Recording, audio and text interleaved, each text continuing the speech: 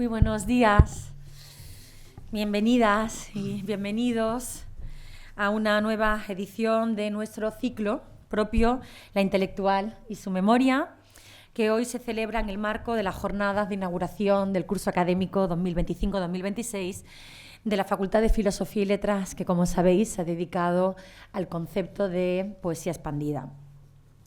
Mis primeras palabras son de gratitud hacia nuestra invitada de hoy. Muchísimas gracias a la poeta Chus Pato por haber aceptado nuestra invitación, una de las voces más radicales y necesarias de la poesía contemporánea en lengua gallega y figura imprescindible en la literatura del territorio español. Gracias, de verdad, Chus, por haber aceptado esta invitación. Para nuestra facultad es un honor inmenso recibirte hoy, aquí en nuestra aula insigne, que es el Aula García Lorca, en lo que sin duda será un momento memorable de nuestra vida académica y cultural. Acompaña a Chus Pato en esta conversación el poeta Juan Andrés García Román, quien va a ejercer de entrevistador. Él ha hecho de la poesía también un espacio de experimentación y riesgo.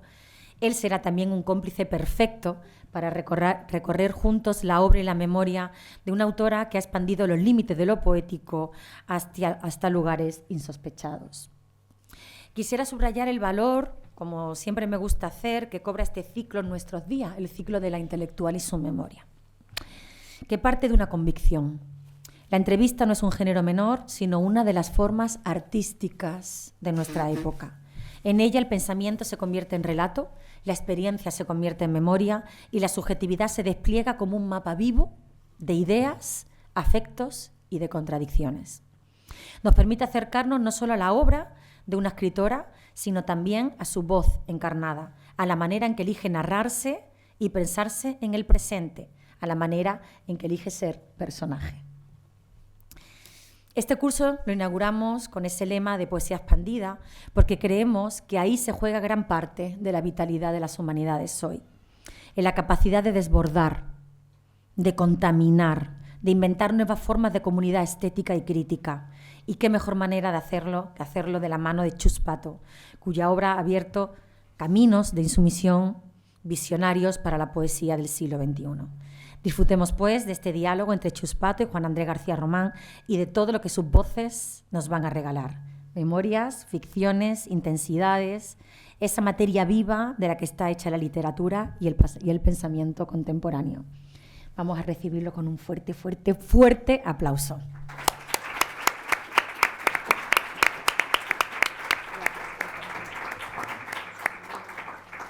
Tiene la palabra el entrevistador, Juan Andrés.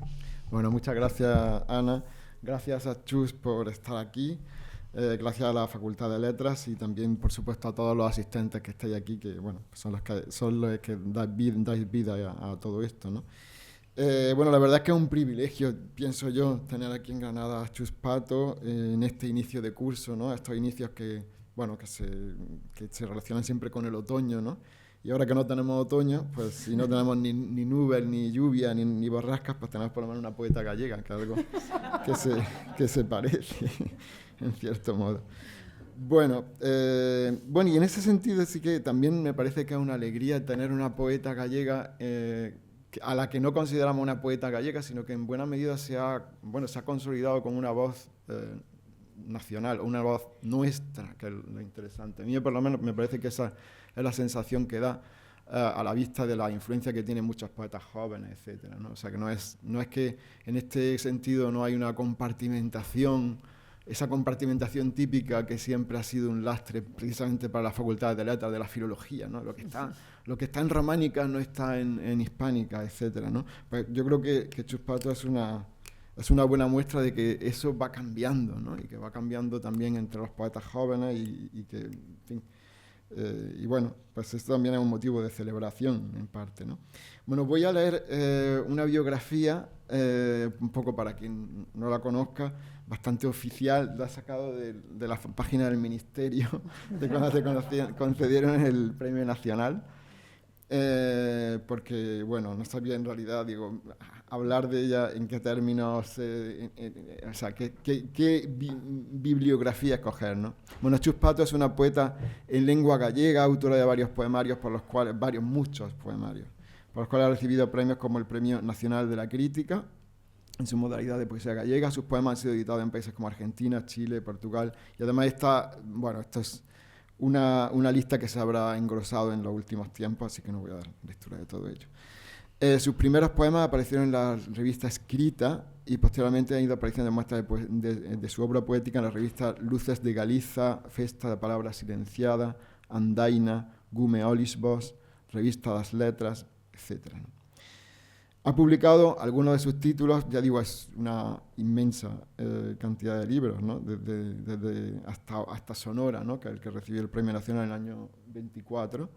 Urania, Eloísa, Fascinio, Nínive, Aponte das Poldras, Un Ganges de Palabras, Nacer en una República de Árboles, y es miembro del PEM Club de Red Escarlata y Mujeres y Letras, y también ingresó en la Real Academia Galega, ¿no? Que esto funciona con cada uno tiene su letra igual que... ¿No? ¿No? Vale, ahora... Bueno, Sonora es de hecho el poemario más reciente de la escritora y académica gallega, publicado en lengua gallega por el sello editorial Cherais y después traducido en Ultramarinos. Y bueno, ha sido traducido, que siempre está bien decir el nombre del traductor, para que no se quede atrás, por Gonzalo Hermo. Bueno, y a continuación a mí me gustaría hacer una semblanza de lo que para mí representa la poesía de Chus Pato. Como yo tiendo mucho a la dispersión, y más aún cuando hablo en público, por la cosa de la timidez y eso, voy a leerlo, pero espero leerlo con expresividad. Bueno, es difícil hablar de la poesía de Chus Pato precisamente por la sustancia proteica, y habría que decir hasta esquiva, arisca, aunque eso no resta un ápice a su humanidad, del poema. Por el deseo de la lengua, del poema, de atrapar, fagocitar, contener y resignificar, claro está, otros lenguajes. No solo otros lenguajes, sino casi todos los códigos, ¿no? O al menos ese es el gesto, la aspiración de toda la poesía. Yo pienso que algo, por supuesto me gustaría que todo esto, si quieres tomar nota con lo que no estés de acuerdo, me encantaría. Y eso es algo que creo que se ha mantenido desde los primeros poemarios hasta la actualidad, ¿no? Esa aspiración de contener, ¿no? de llevar ese pálpito vital a la poesía. Una aspiración que quizá provenga de la conciencia de que la realidad es lenguaje y el lenguaje es realidad. Bueno, una cuestión viejísima, ¿no? de la filosofía, ¿no? Que no hay salida del lenguaje al final, ¿no? Casi en Kant aparece. Es decir, no hay nada fuera. Y que probablemente la poesía no puede ser un adentro suficiente, es decir, que no le está dado al poeta encontrar un lugar de ensimismamiento, de confort, ¿no? Algo que realmente más y menos ocurre en algunos poetas más, pero pienso que muy poco en el caso de Chus Pato, y eso la honra, ¿no? Es decir, no encontramos el típico poemario que se lee y que encuentra su tradición, encuentra sus lectores, y todos nos quedamos muy contentos. Bueno, el poema tiene una lírica ansiedad por dar espacio a todo. Alba Cid habla de eso en el prólogo del primer volumen de la edición en castellano de su obra. Constituirse de fragmentos de lenguaje, porque en la poesía de Chus encontramos ensayos, aforismos, anotaciones, fragmentos de diario, entrevistas, conversaciones, documental. Lo que ocurre es que esos lenguajes se cruzan en el poema, se los hace aparecer, ¿no? y enfatizo eso de aparecer, se los performa. Uno podría pensar, de un lado, en la parodia irónica, o incluso amargada, diría yo, del lenguaje publicitario de Aníbal Núñez, ¿no? Pero no es solo eso, ¿no? Yo creo que va un poco más allá. Aunque, también podemos pensar en John Ashbery, ¿no? El John Ashbery maduro, ese de Breeze Away, cuando lo que hace son casi tomar fragmentos de discurso y llevarlos al poema, casi un poco a veces casi sin orden, ¿no? Y bueno, hay algo de eso, aunque también hay algo más, y ese algo más es lo que por eso me gustaría preguntarme, ¿no? En realidad yo diría que en este empeño coincide con uno ponerse a construir el poema, es decir, Chus Pato creo que no tiene a bien o convierte en un problema, o problematiza la escritura del poema, por una cierta repugnancia del poema como unidad de sentido. No sé si es así, pero creo que sí. No es extraño, la escritura del poema es como un acto de tradición. Al final es como un corro en unas fiestas populares, florales, nunca mejor dicho, como un bautizo o una boda, ¿no? Una perpetuación. Y en el sentido de una perpetuación también es la asunción de una semiosfera, ¿no? Lotmaniana, en el que todo está, en el que digamos que se ratifica la comunicación y por tanto se ratifica todo el sistema de comunicación y todo el sistema socioeconómico. Cada vez que creamos sentido pergeñando un poema, incluso aunque su sentido quiera ser rupturista, en el fondo el mecanismo de significación genera un acto de entendimiento repetido y por tanto una especie de sacramento, ¿no? Ante eso, la poeta Chus decide rechazar la escuela para la fabricación de su objeto, para liberarlo de ese carácter de mercancía. En cambio, escoge una poesía de la acción, una poesía teatral, sin futuro y sin pasado.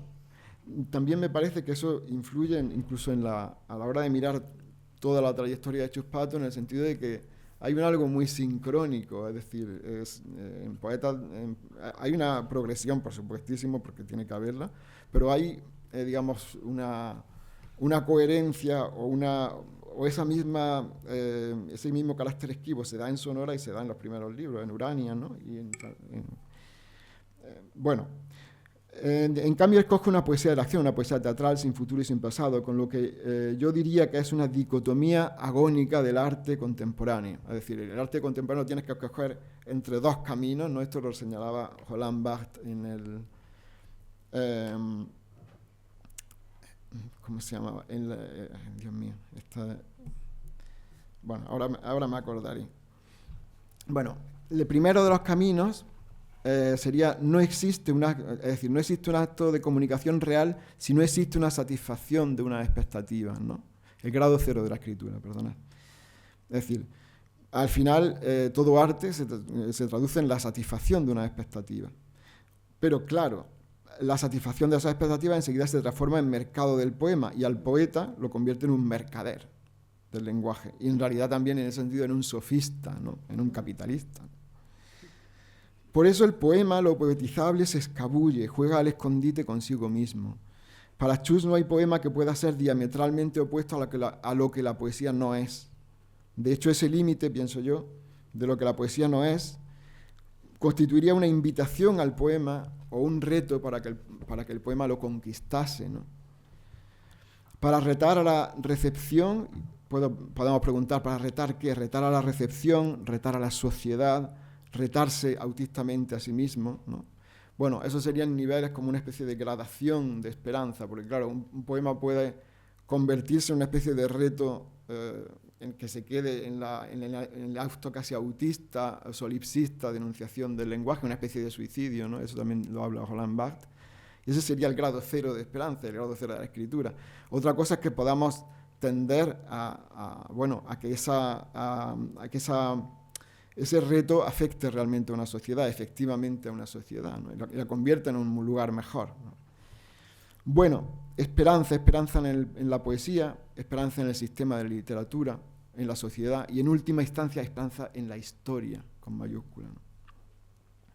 ¿Qué se logra con un poema? Bueno, un atisbo de salida, ¿no? Yo pienso. Una breve desocultación, siguiendo al pomposo Heidegger, pero restándole metafísica, ocultamiento desocultante. Es decir, por un momento aparece algo que realmente lo que hace es ocultar una parte, pero también desocultar todo el sistema de advenimiento de ese algo, ¿no? Y todo el sistema de la tradición literaria, abierta en canal en ese momento, ¿no? Entonces, entre medias ocurre el proceso y pienso, esa desocultación ocurre a veces en la escritura. Ya digo, estos son como gradaciones de esperanza. En la dicción del poema, es decir, y eso me gustaría preguntarle más tarde a Chus, si para ella tiene un papel también lo que sería la propia enunciación, es decir, la perfopoesía, o algún nivel de performación del poema, ¿no? O también puede ocurrir en la recepción, ¿no? El caso es que la angostura, y uso el término celaniano, pues sé que es muy del gusto de Chus, nos aboca a un cierto fatalismo, a una desorientación. Es decir, se puede escribir un poema si se evitan los temas, yo pienso en los topoi, ¿no? Las recurrencias, toda la, entre comillas, la belleza, ¿no? O incluso la comodidad de leer un poema, porque esa es la cuestión. Hay poetas que son cómodos y otros poetas que son incómodos, ¿no? Y bueno, todos podéis pensar, todos y todas podéis pensar en ejemplos concretos, ¿no? Poemas que se leen y que realmente pueden ser muy buenos, ¿no? Que leemos casi confortándonos, y poemas que realmente lo que son realmente como un erizo, ¿no? Bueno, yo diría que al final, aunque no se den recurrencias, en la poesía de Chus me refiero, sí se dan densidades, ¿no? Por ciertos lugares de tránsito. El fenómeno sería igual al de la geolocalización radar, de una especie que escoge cierto paisaje. Ya he querido comparar la poesía de Chus con un animal huidizo, ¿no? Entonces esa especie escoge una cierta ruta entre cierta quebrada, en cierta parte del valle, ¿no? Y hay un mapa que lo va señalando, ¿no? Y eso sí que he querido señalar cuáles son esos ciertos lugares de tránsito que se repiten en la poesía de Chus, ¿no? Tránsitos favoritos como espacios inocentes, ¿no? Porque al fin y al cabo de eso se trata la poesía, ¿no? Cerco un paese innocente, decía Ungaretti, ¿no? Y cuando decía Ingeborg Bachmann también la poesía, y en realidad el arte como estado de Ausnahmezustand, ¿no? Estado de excepción, ¿no? Pues al final eso es el arte, ¿no? Es decir, espacios inocentes que al final hacen vivible la iconoclastia de la vanguardia y por otra parte también la vida, ¿no? Para terminar, me gustaría señalar algunos de esos espacios, y yo no sé si Chus va a estar de acuerdo. Esos lugares serían, pienso yo, por ejemplo, digo algunos ejemplos, un mundo preindustrial, ¿no? Más que preindustrial, industrial, o con una industria fabril, pero no tecnológica, ¿no? Para nada. Vale. Bueno, pero yo voy a continuar. Es curioso porque, por ejemplo, a veces sí aparecen fábricas. No hay lugar preindustrial. Preindustrial no. Para nada. Industrial, digamos, que la industria. No hay nada de eso. No hay nada de eso. Lo que hay es Érase una vez, sí, una estrella que emite luz, que llega a nosotros como luz, pero está muerta. Ya. Es algo más cósmico. Sí. Bueno, yo termino. Ahora lo pensamos. Dice, es curioso porque en ningún lugar se dice que esa industria tuviera que necesariamente convivir pacíficamente con el entorno. Bueno, yo me recuerdo en algunos de los primeros libros, la cuestión aquí debo confesar que al leer la traducción y como Unai Velasco lo recogió todo en un tomo, ahora mismo no recuerdo el título del poemario. Urania, pero no sé si es el primero o el segundo que también está contenido ahí. Y aparece eso. Y aparece muchas veces ese lugar donde están las como de fabricación en serie, ¿no? Y uno se imagina las latas de melocotón, ¿no? En almíbar y ese. Van a sardinas, lo he andalucizado un poco. Pero se imagina esa industria, ¿no? Y esa industria la compara con la de Apple, pero también, por supuesto, con una Siemens, ¿no? Con la cosa de hecho, Siemens era totalmente culpable, porque eran los que llevaban, los ascensores en los que nos montamos eran los que llevaban a los judíos al campo de Treblinka y eso. Ahora, bueno. Bueno, eso es uno de los lugares. Un lugar, quizá porque representa un lugar también pensaba yo que esos lugares porque representa la sindicación del trabajo, es decir, nada que ver con la actualidad en la que prácticamente no se pueden hacer huelgas, porque tal, ¿no? Bueno, también otro lugar de tránsito, la mujer como lugar de perduración y de restitución de un cosmos. Una Galicia antihistórica. Erika Martínez, que no ha podido venir por circunstancias personales, reincidía en eso, o sea que hay algo de una Galicia antihistórica como una especie de tradición oculta o tradición mágica en contacto con familias, clanes, ¿no? Clanes malditos en parte, ¿no? Bueno, son las mafias del narcotráfico en todo caso, si te refieres a eso, que es algo muy moderno. Sí, pero a ver, hay momentos en los que, de algún modo, ahora ya te dejo, que en los que haces como una especie digamos, pones en conexión algunas ciertas, ¿cómo dirías? Ciertos individuos de Galicia o ciertos, bueno, de hecho, intelectuales de Galicia, a lo mejor con Benjamin o con Sedán, ¿no? A eso me refiero, como si hubiera una tradición oculta como una tradición cultural oculta europea, más allá de la historia fáctica, ¿no? Vale. Aceptas. Pero me encanta que lo discutas, y ahora tienes todo el espacio para discutir. No puedo discutirlo, sí. Juan, yo estoy de acuerdo con todo lo que tú digas, yo voy a estar de acuerdo siempre, toda la vida, digas lo que digas.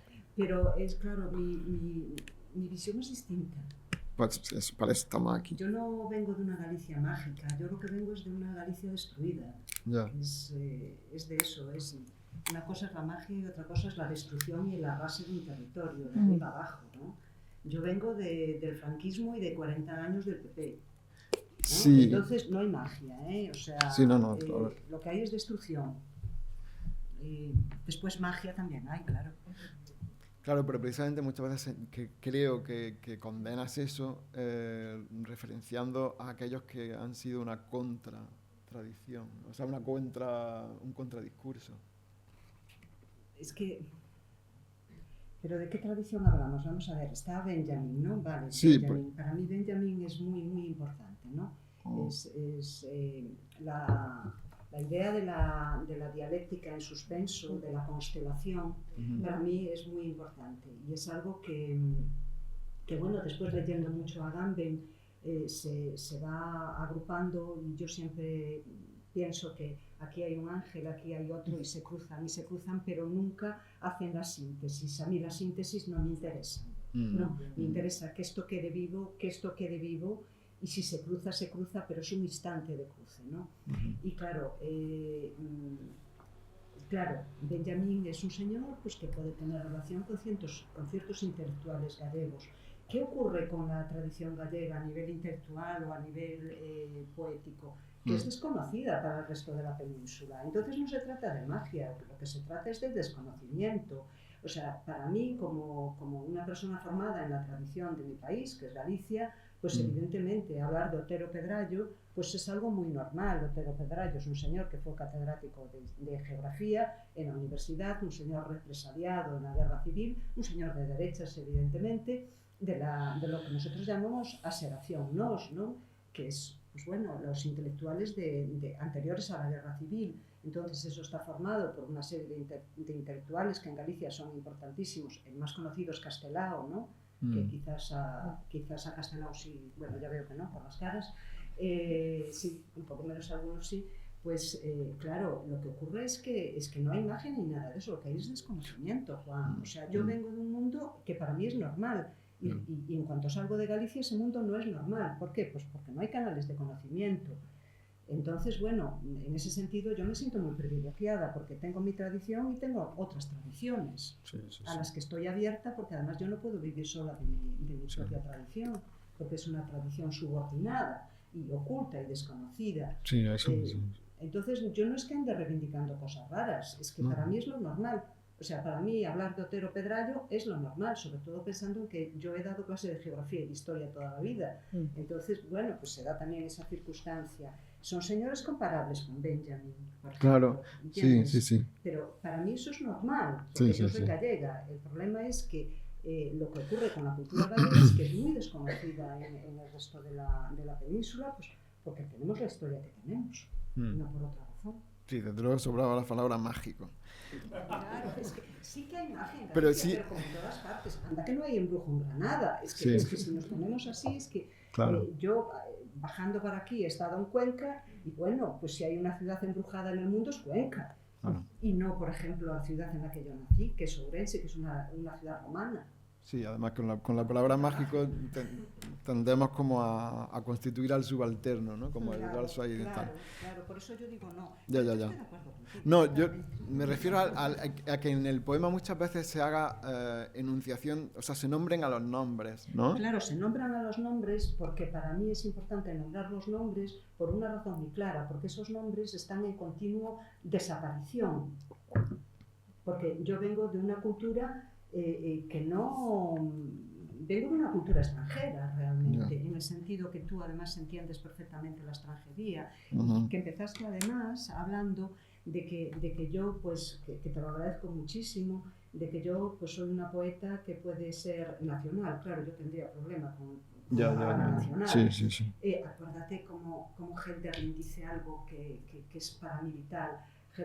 Hölderlin dice que lo que nos constituye no es lo natal, sino lo extranjero, ¿no? Sino aquello que no hay. Es una idea, por otro lado, de San Agustín, ¿no? Cuando San Agustín dice que Dios es aquello más íntimo para él, siendo lo más, lo que está más fuera y lo más inalcanzable. Si sacamos a Dios, yo lo saco evidentemente porque no soy creyente, entonces yo puedo decir lo más íntimo que una persona puede tener es lo extranjero, y volvemos a Rimbaud, ¿no? Rimbaud, o sea, y me gusta mucho citar a San Agustín en ese sentido, porque sí es San Agustín el primero en que dice que lo extranjero es lo que nos constituye, lo íntimo es lo extranjero, él le llama Dios, ¿no? Y bueno, también está bien que le llame Dios, siendo él, evidentemente, ¿no? Entonces tú empezaste a hablar de mi extranjería, ¿no? O sea, y efectivamente, sí, yo no concibo el poeta si no se hace antes un hueco en sí mismo de extranjería. No hay nada más terrible, pues imagínate, un granadino, un poeta granadino que está hablando para la gente de Granada. Bueno, es que, vámonos, ¿no? O sea, yo no soy una gallega que hable para gallegos, yo trato de escribir para el mundo. Lo que ocurre es que yo tengo mi tradición, igual que cualquier poeta. O sea, Bachmann tiene su tradición, Celan tiene su tradición, Lorca tiene su tradición, y hacemos lo que hacemos porque tenemos esa tradición. Pero un poeta que se quede solo en su natal, pues claro, no. Entonces, en ese sentido, yo te agradezco mucho que hayas empezado diciendo eso. Yo no pondría la palabra nación, porque en todo caso yo, claro, es que no me ha quedado más remedio que pensar mucho sobre la nación, y he acabado decidiéndome por el concepto romano de natio. Nativo es aquello donde se nace, punto, y se acabó la discusión, que no nos vamos a poner a discutir sobre la nación. Entonces, pues no, yo no tengo como mi nacionalidad, la nacionalidad de mi poesía no es la española, lo siento, pero no, la gallega tampoco exactamente. Entonces es mejor ser un extranjero. Entonces, claro, yo tengo que citar nombres porque sé que esos nombres no se conocen y que esos nombres la historia los borra. Por eso cito los nombres. No sé si los... Sí, claro. No, y también, claro, los nombres, pero bueno, si tú lo dices seguro que es cierto. Bueno, a ver, porque en algunos poemas me parece que se da como una dualidad o un contraste entre ese antipoema, ¿no? Entre ese poema que digamos que no tiene ni padre ni madre, por así decir, y después sí un cierto como una dicción, como me decía Claudio Rodríguez, como andariega, como si estuviéramos caminando en una dirección con el pueblo, me da la sensación, que eso también yo pienso que podría estar relacionado con Rosalía, ¿no? En partes. Bueno, y aparte de eso, he enunciado así los lugares y termino con, decir ciertos colores fauvistas, una naturaleza, yo creo que puesta entre la espada y la pared, por así decir, ¿no? Pero que aún anuncia un poco su propia feracidad, ¿no? Me gustaría preguntar propiamente, si te parece, si no has anotado alguna cosilla más que quisiera. He anotado muchísimas cosas, pero es que has hecho un recorrido, claro, imposible. Mejor preguntas y contesto, ¿no? Hay cosas que me gusta mucho lo del erizo, porque ya sabéis que el erizo es lo de Derrida, ¿no? Derrida definió el poema como un erizo, todo púas hacia afuera, pero muy tierno por dentro. Eso me gusta muchísimo. No sé. Bueno, me oís bien, ¿no? Porque como me muevo, Acércate un poco, sí. me gustó muchísimo eso. Y bueno, me gustaron muchísimas cosas, es que has puesto el ojo en los lugares que hay que ponerlo, ¿no? Y no se trata, se puede estar de acuerdo o no de acuerdo, ¿qué más da? Lo importante es que hablemos. Claro. Pero casi mejor lo centramos en las palabras, porque si no vamos a empezar a darle a la cosa. A lucubrar demasiado, ¿no? Bueno, pues una de las cuestiones, pues está claro que era una poeta comprometida, o sea, como podría decirse comprometida. Claro, ahí ya me surge una pregunta en el sentido de qué es eso, ¿no? Un poeta actual que opine que la poesía mejora el mundo, en realidad podría decirse que es un mal poeta en cuanto que esa persona está en babia, ¿no? Porque se da cuenta, no tiene ni idea del mundo en el que vivimos y de la fatalidad en el que estamos. Yo creo que ningún sistema de dominación se puede comparar a este, ¿no? En el que además llevamos por propia voluntad nuestra cadena, ¿no? No hace falta eso, liberalismo, discurso confrontista, cainita, todo eso.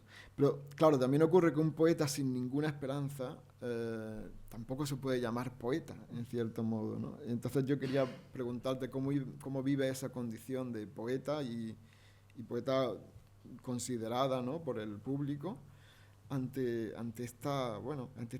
este mundo, vamos a decir, extraño en el que nos ha tocado vivir y cómo, no sé, cómo se puede ejercer el compromiso. Pues, bueno, yo creo que todo el momento de la vida de las personas es igual de salvaje hoy que en la prehistoria, que en la edad moderna. Es decir, no creo que las condiciones de vida en las que vivimos sean más opresivas que en otros tiempos. No tengo esa opinión, ¿no?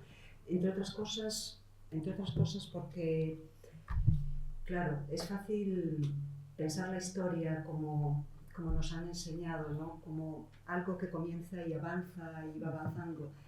Yo no concibo así la historia, ¿no? Entre otras cosas porque he tenido tiempo para pensarlo, porque he sido profesora de historia, ¿no? Ocurre que hay 4 generaciones biológicas por siglo y que no da tiempo para más. Y este momento nuestro es terrible, pero el momento de hace 300 años también fue terrible para la gente que lo vivió, porque no hay conciencia de un flujo de tiempo en nuestras vidas. Es decir, es cierto que nos quejamos y decimos qué espanto de vida, y es cierto, nuestra vida es un espanto continuo. Pero bueno, pensad en la gente que estaba construyendo las pirámides en Egipto, piedra a piedra. Claro, pero el poema, Caramba, para construir las pirámides, ¿eh? Sí, pero claro, allí, ¿no? Sí. Eso por un lado. No, porque pienso que en ese momento la poesía tiene una tradición, o sea, por así decir, históricamente se puede decir que la poesía como discurso, digamos que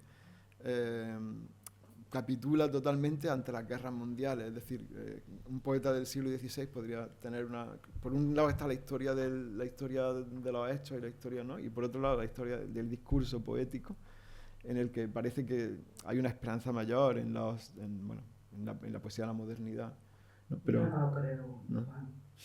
Yo no creo eso. En todo caso, además, la poesía empieza con la Revolución Francesa, la poesía de la que estamos hablando, sí. Y empieza con el Círculo de Jena, no empieza antes ni empieza después, con la primera vanguardia. Claro, es que soy de historia y ahí marcamos una diferencia muy grande, ¿no? Yo no soy de filología y entonces a mí me cuesta mucho a veces comprender las cosas que decís, ¿no? Porque vengo de otro lado, ¿no? También soy extranjera en ese sentido, ¿no? Pero centrándonos en lo que la pregunta que me hacías era de la esperanza, ¿no? Sí, y del compromiso. Y del compromiso. Mira, yo no creo que el poema tenga que hacerse cargo de la esperanza ni del compromiso. Eso para empezar. Yo creo que el poema tiene que hacerse cargo del lenguaje. Para mí hay una cuestión importante que es la diferencia que existe entre el lenguaje como nuestra capacidad humana de hablar, ¿no? Lo que es el lenguaje, la potencia del lenguaje, y otra cosa son las lenguas históricas que hablamos, ¿no? Nosotros hablamos, en este momento estamos hablando de una lengua histórica que es el castellano, que ha nacido ayer y morirá mañana, como cualquier lengua. Entonces, a mí me parece que lo importante del poema es ser capaz de arañar, de tocar, de tener un tacto sobre el lenguaje. Que no es tanto la lengua histórica en la que hablamos, evidentemente el lenguaje, el poema, que yo una cosa que distingo mucho es entre la poesía y el poema, ¿vale? La poesía para mí es una autopista de 500.000 carriles y engloba toda la capacidad creativa de los seres humanos. La poesía el poema es una cosa concreta, es un constructo, es una cosita así, que empieza aquí, es una cosa concreta. Y el poema, tal y como lo concebimos nosotros, pues comienza, yo diría con Pablo de Tarso, pero bueno, a lo mejor me voy muy para un lado que tampoco tiene mucho interés, saber si Pablo de Tarso escribía con rima o no, que creo que sí, y en griego. Entonces, bueno, creo que lo importante del poema es que además de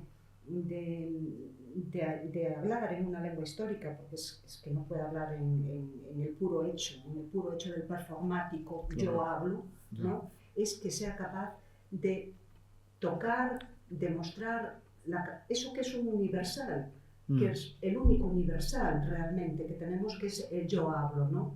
De repente todo es silencio, y de repente algo rompe y dice yo hablo, ¿no? Eso es el poema, desde mi punto de vista. Entonces, la cosa del poema no es tanto que si nos ponemos con la esperanza, que si nos ponemos con el compromiso, que si nos ponemos con esto o con lo otro, sino ser capaz de mostrar el hecho de que podemos negar a través del lenguaje, podemos decir que no a las cosas que se nos imponen y que podemos además interrogarnos, hacernos preguntas. Es decir, lo que es el puro performático, ¿no? Y eso para mí es el poema. Entonces, el poema tiene que ser fiel a eso, al yo hablo. Cuando digo yo hablo, digo yo escribo. Yo no hago distinción. Yo ya sé que esto es un poco complicado y nos llevaría mucho tiempo entrar a lo fino en todo esto, ¿no? Pero para mí es lo mismo.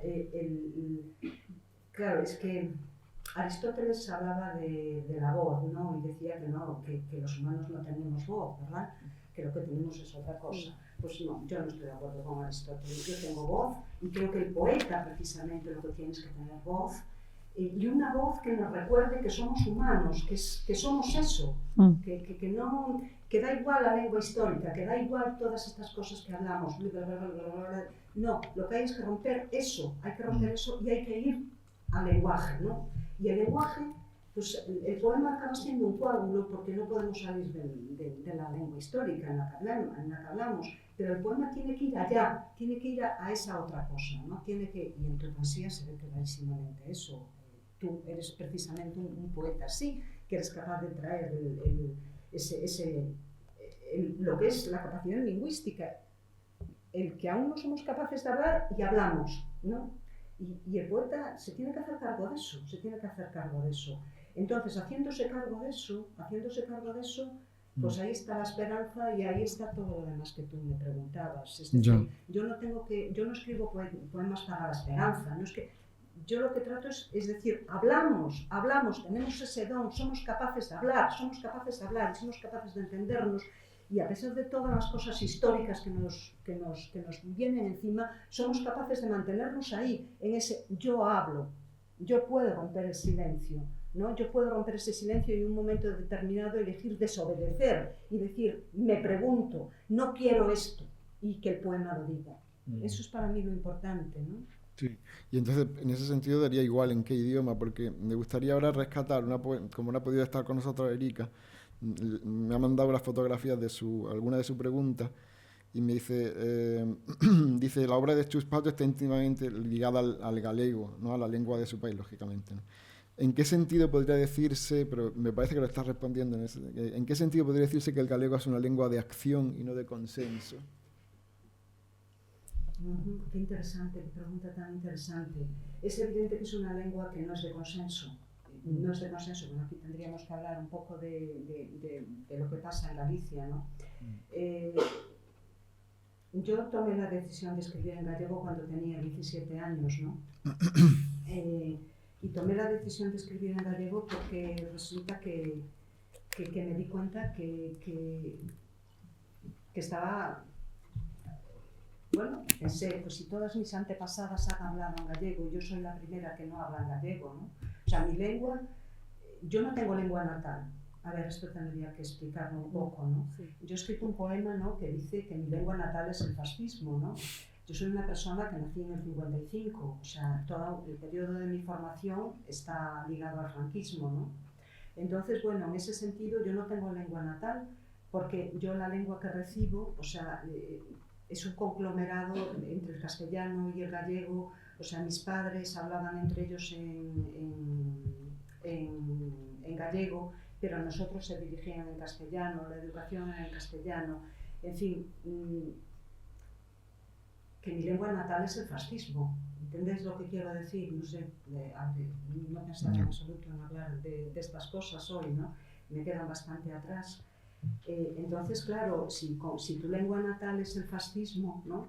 Es decir, si a ti te roban el idioma que te corresponde porque la historia te lo ha robado, ¿no? Claro, pues las cosas, es que tampoco quería yo hablar mucho de estos temas, ¿no? Que me quedan un poco lejos, ¿no? ¿Y cómo ha ido cambiando eso a lo largo del tiempo, ¿no? Porque... No ha cambiado porque en Galicia el gallego sigue siendo extirpado continuamente y sigue siendo perseguido. O sea, en Galicia no han cambiado las cosas con respecto al idioma, aunque tengamos un presidente de la Xunta de Galicia que habla en gallego, un gallego normativo, que no es una lengua. Es que es no tener lengua realmente. Tener como lengua nativa el fascismo es tener el grado cero de la lengua. Estamos. Es una historia de ese tipo. Entonces, bueno, yo pues a los 17 años decido escribir poesía en gallego, sabiendo que yo no tengo lengua natal, porque es un grado cero de la lengua. Cuando tú realmente no tienes lengua, o sea, no hay idioma, no tienes un idioma, no tienes una correa de transmisión lingüística normal. Tienes unos padres que te hablan en castellano, entre ellos hablan en gallego, tu abuela y tu bisabuela hablan en gallego y no saben hablar castellano, el lenguaje en el colegio es el castellano y además bajo ningún concepto, o sea, cualquier cosa que tenga que ver con el gallego, que lo llevas porque está mezclado con tu vida, está absolutamente prohibida, o sea, claro, es que es una historia de ese tipo, ¿no? ¿Cómo era la pregunta? No, la pregunta era eso, ¿cómo ha ido evolucionando eso? Porque claro, tú dices, mi lengua natal es el fascismo, cosa que entiendo perfectamente, porque claro, bueno, desde el fascismo llevamos 50 años que no se sabe en qué estamos, porque la verdad, o sea... Es una democracia, te lo puedo asegurar. Sí, pero quiero decir... Yo que viví en el franquismo te puedo asegurar que vivimos en una democracia. Pero entonces eso ¿cómo afecta eso al poema? En tu trayectoria, quiero decir, ¿qué diferencia hay respecto a... Le estaba hablando de Urania, por ejemplo, ¿no? Estaba hablando a una tradición poética que no es la que está hablando en Sonora, ¿no? Yo creo que sí, que es la misma, lo que pasa que ampliada. O sea, yo tengo parto de una tradición poética, pues perdón, no tradición poética, sino a un discurso, a un lenguaje. Es decir, el acto de lenguaje se ejerce dentro de ese sistema lingüístico. Claro, no está hablando en el mismo. Entonces, ¿cómo yo creo que sí que sigo hablando en el mismo, Juan. Yo no he variado, o sea, yo sigo siendo fiel a... Es decir, yo en un momento determinado decido escribir en gallego porque quiero corregir la historia. Y pienso, si todas mis antepasadas, hasta donde yo puedo entender, su lengua natural fue el gallego, si no hubiera habido golpe de Estado, si no hubiéramos tenido 40 años de franquismo, si hubiera seguido la República, pues posiblemente yo escribiría en gallego de una forma natural. Resulta que eso no ocurrió así. Entonces yo en un momento determinado elijo el gallego, pero no porque sea mi lengua natal el gallego. Vamos a ver, nos entendemos, yo no tengo lengua natal. Claro. A ver si nos entendemos, mi lengua natal es el fascismo, como dice el poema. Creo que dice algo así. Porque las lenguas son históricas, no son para siempre. O sea, tenemos la tendencia a pensar que que vamos a estar hablando toda la vida en lo que hablamos, pero es que no es cierto. Yo soy de historia, claro. Entonces tengo una conciencia histórica sobre eso. El castellano y el gallego, pues dentro de un milenio no existirán, o sí, o hablaremos todos en inglés, o sabe Dios en qué. Pero evidentemente las lenguas nacen y mueren, no, claro, tenemos la sensación de que son eternas, pero no es cierto. Y bueno, los gallegos lo sabemos muy bien porque estamos perdiendo el idioma, evidentemente, después de siglos de acoso. Bueno, me gustaría hacer otra pregunta de Erika, que me parece muy interesante, de un proyecto. Dice, me consta que junto con Erin Moore has puesto en marcha un laboratorio bilingüe, leo regular esto, no sé cómo, donde la tarea de traducción se acompaña de una tarea crítica que interviene y desplaza el original. ¿Podrías quizás hablarnos un poco de este proyecto y cómo puede convertirse la traducción en una institución feminista? Bueno, es que no entiendo muy bien la pregunta. No, pero no, es inexplicable. Porque yo creo que Erika no sabe que yo no sé inglés, claro. Y entonces eso es fundamental para responder a la pregunta. Vamos a ver, Erin Moore es una poeta canadiana muy importante, canadiana no, canadiense, se dice canadiense, muy importante, que en un momento determinado, y gracias a su padre, es una historia muy bonita y además nos sirve para distinguir un poco las cosas. El padre de Erin Moore sabía que era español, y en un momento determinado le pide a Erin venir a España porque quiere conocer el lugar de sus antepasados.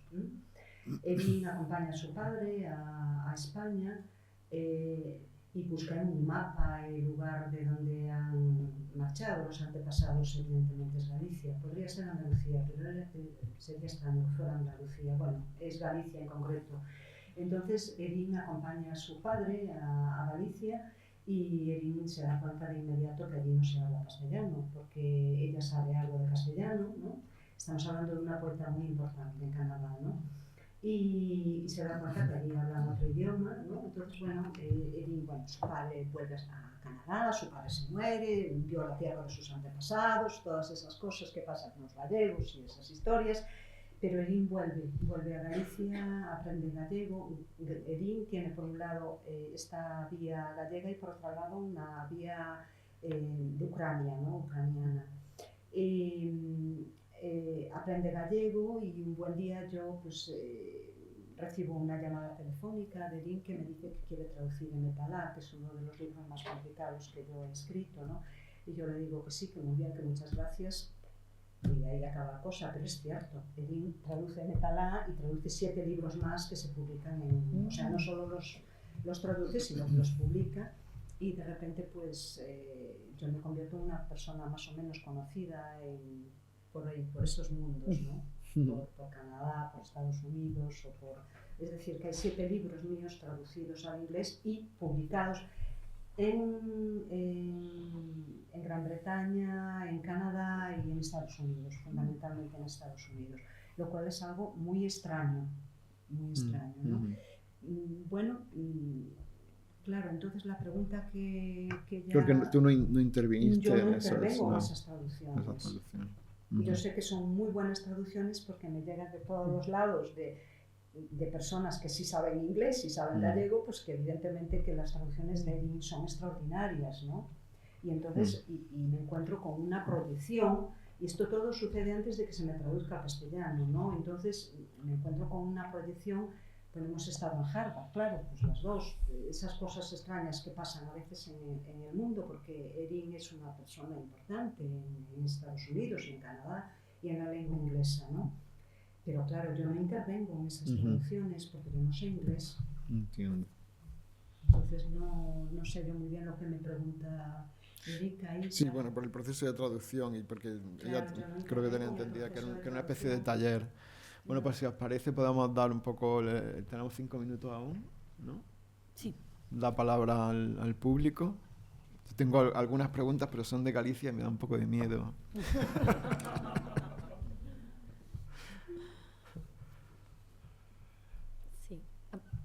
Sí.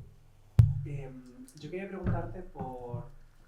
bueno, en los últimos años hemos visto como muchos premios nacionales, tanto el de poesía como el de poesía joven, han caído en Galicia, ¿no? Miriam Reyes, Ismael Ramos, Alba Cid, Olga Novo, tú por supuesto, Yolanda Castaño, en fin.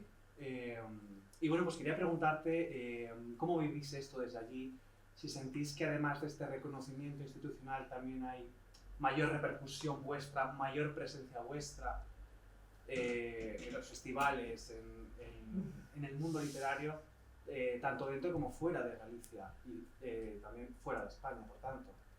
Es muy difícil responderte a esta pregunta, porque no creo que se pueda hacer no creo que nos puedas meter a todos en el mismo saco, en absoluto, y yo creo que te contestaríamos de formas diferentes, ¿vale?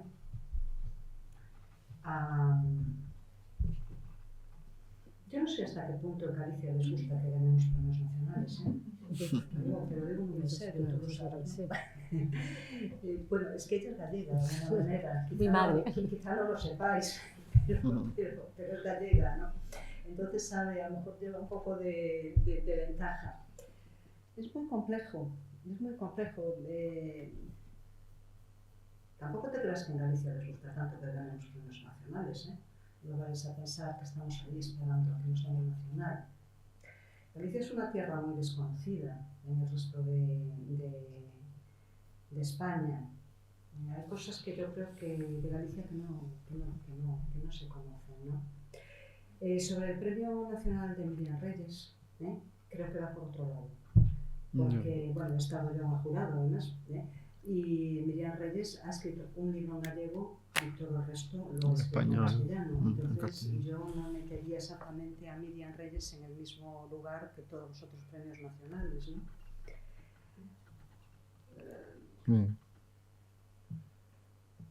Y ella se crió en Caracas, ¿no? Bueno, está muy normal siendo gallega. Sí. Sí, claro. Pero ahora vive, sí que existe. Sí, bueno, Miriam evidentemente migró a los 8 años y regresó a los 20 y tantos de Caracas porque decidió que no quería seguir viviendo en Caracas. Primero estuvo en Holanda, después ya estuvo en España y es una persona con una trayectoria muy especial, ¿no?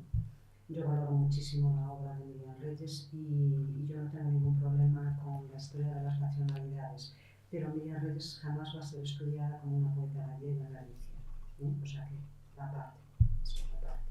No es algo que yo comparta o deje de compartir, es así. Sabes que un poeta se define por la lengua que usa, vosotros sois filólogos, ¿no? Casi todos, entonces sabéis más que yo en ese sentido. Y Miriam Reyes va a pertenecer casi siempre pues, al sistema del castellano, nunca la van a estudiar en Galicia. No es así. ¿Y en tu caso? No, en mi caso no. ¿El premio nacional? Sí, no, en mi caso no. Para retomar. Sí, pues, ¿por qué nos dan tantos premios nacionales? ¿Qué ha supuesto, no? Creo que es, sí, o sea... La presencia, bueno, el festival cultural que está ahora también es significativo que estés, ¿no? Pero bueno, otros ejemplos. Si tú sientes que más allá del premio tienes o tenéis más presencia en general. No lo sé, no sé contestarte. Yo llevo rodando por los festivales internacionales muchos años y el premio nacional lo que sí me ha aportado es estar aquí, por ejemplo, pero no la presencia internacional. Yo tengo una presencia internacional que le debo a Erin Moure y a 7 libros traducidos al inglés. A mí no me leen en castellano, me leen en inglés. Son 7 libros. Claro, es que hay... Es difícil hablar de todas estas cosas, porque aquí sí que tocamos cosas muy reales, ¿no? Muy reales, que son las lenguas en el Estado español. Aquí tocamos cosas ya que ya no son... que si la poesía es bonita, ¿no? Entonces, bueno, vamos a ver. Yo no sé cuántos años llevamos de democracia. 50, dijiste tú antes. Más o menos. Llevamos muchos años de democracia. Pero eso no... Creo que vosotros, que estás ahí enfrente, creo que sois la primera generación que realmente os ha tocado algo de democracia con respecto a las lenguas de este país. Me refiero al Estado. Ya no hablemos del euskera, ¿no? Que claro, no entendemos nada, pero es que tampoco se entiende el catalán ni se entiende el gallego. Siempre se piensa que el gallego se entiende, pero no se entiende, no se entiende, es que esto es importante también decirlo. Yo creo que sois la primera generación que se toma como una cierta naturalidad esto de que existan poetas en otras lenguas. En ese sentido yo tengo que agradecer mucho la política de los premios nacionales. Se dan o sea, ¿cómo se llama esta mujer? La mujer que lleva la cuestión de los premios nacionales y todo esto. ¿De la Delegación General del Libro? Sí.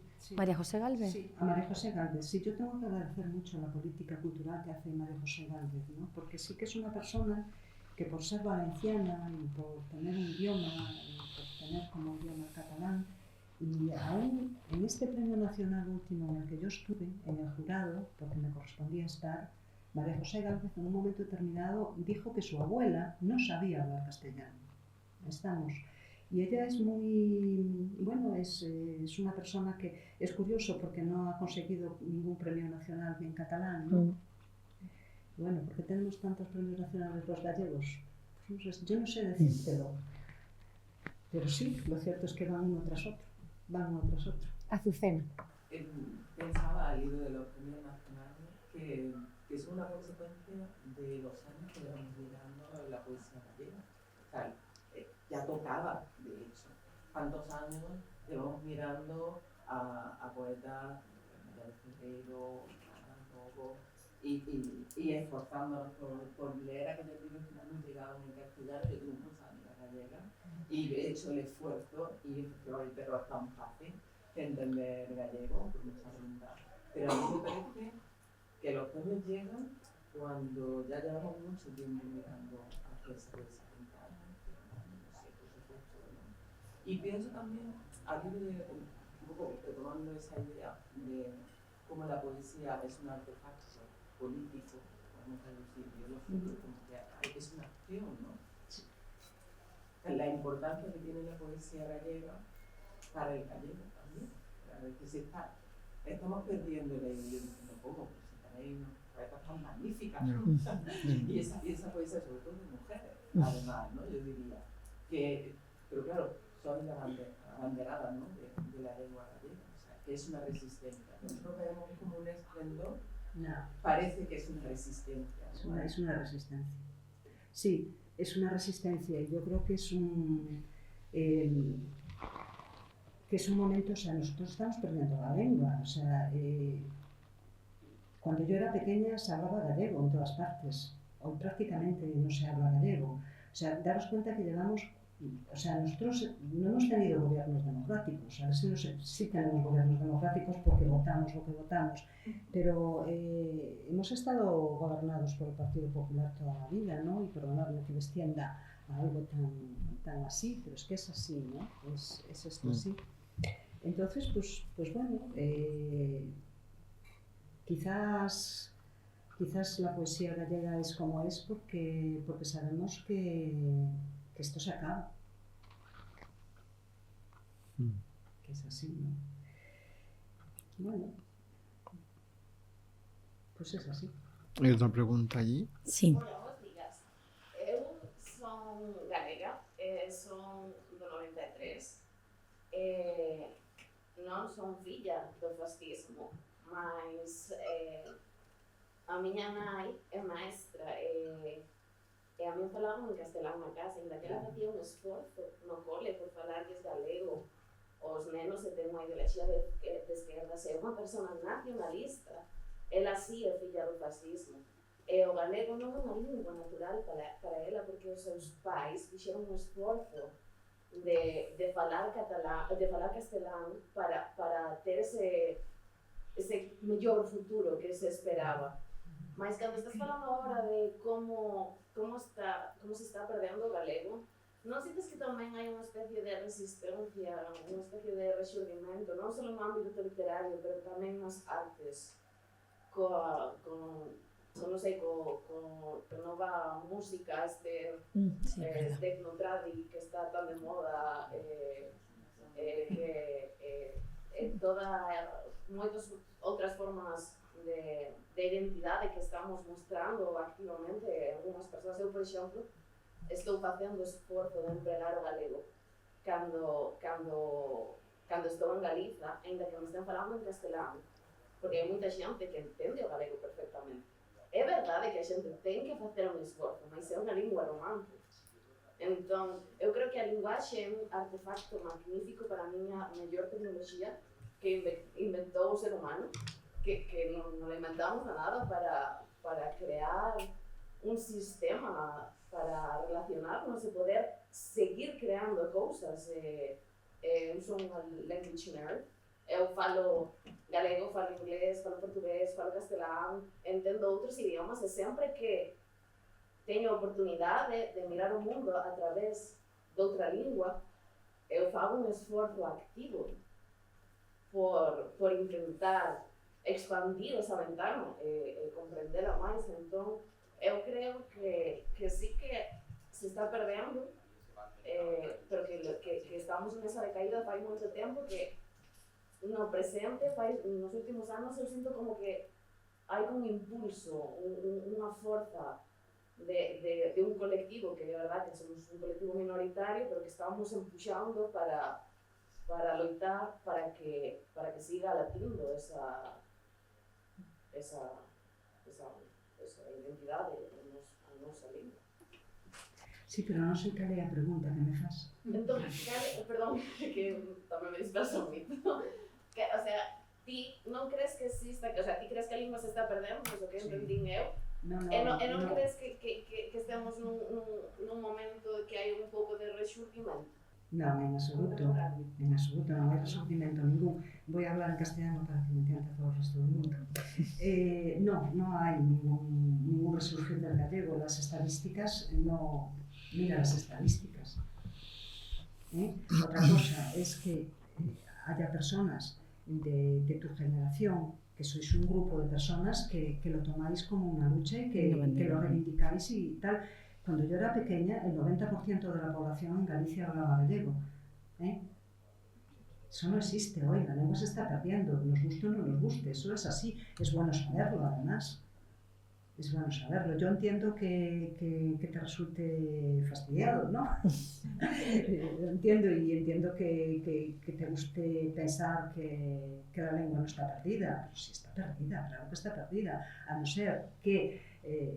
esto no es un hecho de decir está derrotado, no, porque la historia es cambiable y mañana pueden existir otras circunstancias, pero en este momento pensar que el gallego está en buenas condiciones o que está resurgiendo porque lo habléis 4 personas concienciadas, pues no es así, porque es que la masa de la población existe, es decir, existen élites, ¿no? Vale, hay un grupo de personas que queréis hablar gallego y que habláis gallego. Me parece estupendísimo. Bueno, vamos a ver, me parece fenomenal. Pero el resto de la población está arrasada. ¿Tú vives en Galicia? Pues he vivido los últimos 3 años. Y la verdad que yo soy observadora. Mi madre es profesora. Sigue ejerciendo de infantil. Y yo muchas veces me paso por sus clases porque me gusta. Y tengo que reconocer que en estos últimos 4 años estoy notando más niños pequeños, estoy hablando de 3, 4, 5 años. Sí, los niños pequeños de 3 y 4, 5 años hablan gallego, efectivamente. Que están hablando, que están empezando, o sea, que lo usan, que se comunican y eso para de mi generación, porque mi generación está empezando a tener hijos, que entonces sí que, rollo, entiendo que... Sí. Perdón, igual no estoy hablando mucho. Sí que yo percibo desde hace mucho tiempo que yo también entiendo que las lenguas nacen y se mueren y todo eso, pero sí que noto la energía de resistencia, esa más activa que la notaba cuando, por ejemplo, tenía 20. Yo ahora tengo 30. Cuando tenía 20, la noto más activa ahora, cuando tengo 30, que hace 10 años. Bueno, me alegro de que lo sientas así, pero yo siento decirte que las estadísticas no son esas. O sea, una cosa es lo que vivimos. Tú vives en determinado grupo de personas, que te ocurre eso. Efectivamente, los niños pequeños, hijos de determinada masa de población, hablan en gallego. Mis nietos hablan en gallego hasta los 6 años. Es así, después ya no. Es que se trata de una política lingüística, no se trata de un grupo de personas que son resistentes. Eso son estadísticas, yo no me gusta dar malas noticias. menos mal aquí, o sea, es que no... Julia tiene otra pregunta. Sí, yo quería retomar un poco lo que había mencionado Andrés en su semblanza inicial de enunciación, es decir, el lenguaje pronunciado, si podrías hacer una reflexión sobre eso, de la poesía escrita y la poesía dicha, ¿no? No quiero usar la palabra declamada, pero yo también soy extranjera, yo me presento como guiri, de hecho, soy guiri en Granada. Y si nos podrías obsequiar, para cerrar quizás el acto, con alguna poesía también, por favor. Sí, bueno, me gusta muchísimo tu pregunta porque además es de las cosas que me preocupan mucho últimamente, ¿no? Y bueno, y también pido un poco de disculpas porque tengo fiebre y no hilo muy bien las cosas, ¿no? Y a veces me olvido de lo que me preguntáis, ¿no? Siempre hay como una enorme diferencia entre la poesía oral y la poesía escrita. En el momento en el que yo estoy escribiendo, en mi momento actual, y ahí es también, tú me habías hablado, ¿no? De tal, quiero decir que no existe ninguna diferencia ya para mí entre la oralidad y la escritura. Con esto voy a hacer una puntualización, a ver si soy capaz de decirlo bien. Yo nunca escribo, por así decirlo, sino que mi proceso de creación es en la cabeza. Es decir, es oral, es oral. Siempre se ha hecho una tajante diferencia entre la poesía oral, que es los cancioneros y todo eso, y la poesía escrita. Y la poesía escrita, precisamente para darle más valor, de alguna manera, pues se ha puesto como algo diferente de la poesía oral. Ahí volvemos con Aristóteles, la voz y todo eso, y todo ese camino que se abre hasta nuestros días y que a mí me interesa muchísimo. Y cómo la voz es animal, la voz no es humana, la voz es algo que tenemos que superar con el pensamiento y todas estas cosas, ¿no? Bien, todo esto yo lo he pensado muchísimo, es algo que me apasiona pensar estas cosas, y no, en mi proceso es oral, mi proceso es absolutamente oral. Es decir, yo, claro, es que la voz no es solo lo que proyectamos, es la voz interna, y no hay diferencia entre la voz interna y la voz exterior, no es distinto. Pero bueno, siempre lo escrito es importante, lo que es oral se lo lleva el viento, esta cosa. Esta cosa para mí ya no existe, y me da igual lo que diga Aristóteles y me da igual lo que diga quien sea, ¿no? Y agradezco muchísimo a Aristóteles, cuidado, que no estoy renunciando a la filosofía. Todo lo contrario, porque yo puedo pensar lo que puedo pensar porque he leído a Aristóteles y porque puedo llevarle la contraria, o sea, que no le llevo la contraria, simplemente que yo pienso distinto que él. Bueno, en todo caso, yo pienso el poema y mi voz es oral. Yo pienso el poema como oralidad siempre y luego lo escribo. La escritura es una imagen y es más que una imagen, realmente es un icono. Toda escritura es un icono que puede ser un diagrama o puede ser una imagen. Esto es una imagen y esto es una imagen. No es igual que la fotografía de Lorca que tengo ahí al lado y que me está acompañando en mi fiebre, pero es imagen. Entonces, claro, cuando traslado el pensamiento y la oralidad interna mía, ¿no?, a la escritura, a la imagen, sí que tengo que hacer ajustes. Y esos ajustes son importantísimos porque es la imagen, o sea, es la imagen, es un icono. Yo prefiero llamarlo icono porque el icono, un icono es algo más amplio que una imagen. Y también está el diagrama. En el diagrama es un mapa y ahí pues está el golpe de dados de Mallarmé, que me interesa muchísimo, claro, porque queda muy lejos Mallarmé ya y hemos avanzado una barbaridad desde Mallarmé. Pero claro, esto, yo tengo que trasladar la oralidad a esto y la tengo que cuadrar.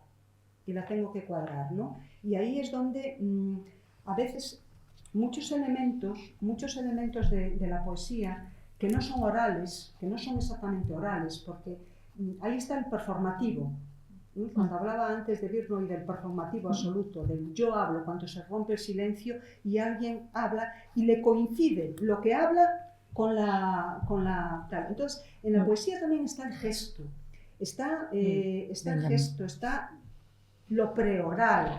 Y yo sé que eso hay que trasladarlo a la palabra, porque la poesía es palabra, y es silencio, y es palabra. Pero de alguna manera que el poema sea capaz de ser performativo en alguna medida. No estoy hablando de performances ni de esas cosas, sino de trasladar al poema, pues eso, el sonido.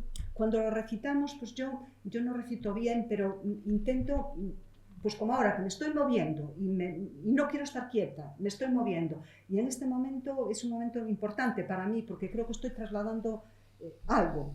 En este momento estoy comunicando algo, ¿no? Entonces, pues, ves, y la fiebre me hace perderme, porque me ha estado pasando durante todo este tiempo. Llega un momento que me pierdo, ¿no? Tengo fiebre y me pierdo. ¿Qué me preguntabas? Es que se me olvida por la fiebre. La performatividad. Ya lo has dicho. Pues eso, que no hay. Yo no quiero saber nada de diferencias entre la oralidad y la escritura. Es cierto que la voz no es lo mismo que la imagen. La voz es esto, es esta grandiosidad de la voz, ¿no? La voz no es animal, y ese es otro de los temas que más me apasiona, porque creo que somos animales. Yo no concibo a los seres humanos como algo diferente de los animales, somos animales distintos, igual que una ballena es distinta de un elefante. Bueno, pues nosotros somos sapiens, que menudo nombrecito que nos hemos puesto. Entonces, es la voz, a mí me interesa muchísimo y quiero que la voz tenga consecuencia en lo que escribo. No quiero sacar la voz, quiero que la voz tenga consecuencia. Entonces yo estoy cada vez más ahí. Yo ya sé que mi poesía es muy intelectual y esas cosas, ¿no? Que se dicen de mi poesía, muy crítica, muy hermética, siempre digo que ahí abre latas. Y todas esas cosas que se dicen de mi poesía y que a mí me parece que es una pereza por parte de ciertas personas, ¿no? Que la leen y que tienen poder para decir esas cosas. Entonces, bueno, pues para mí la oralidad es lo importante. Es más importante la voz que la escritura. Y además la escritura, fíjate, hasta ahora siempre teníamos la idea, eso va a permanecer. Ya veremos dentro de un siglo lo que permanece de la escritura, porque a lo mejor la escritura no se acaba. Pero ¿y qué quieres, que lea un poema? A ver, yo ya traje un libro. Pues no sé qué voy a leeros. Yo qué sé que os voy a leer. Bueno, os leeré en castellano, claro, os leeré un poquito más. Sí hace falta, que no se entiende. El gallego no se entiende. Y es algo importante, que hay que decirlo. No se entiende, porque es un idioma distinto. Entonces no se entiende. Pues a ver qué... Pues mira, abrí por aquí y os voy a leer esto. Es un poema de Sonora, ¿no? Y dice así: las ovejas, las conocemos por la carne y por la lana. Al sentir, tiemblan. El alma es íntima, se ocupa de los neumas y del hálito que sostiene la vida. La montaña, la madre, el idioma, el tiempo, son extranjeras, nos habitan. Las almas no están, pero la noche se abre y la lluvia filtra el abono y fertiliza los sueños.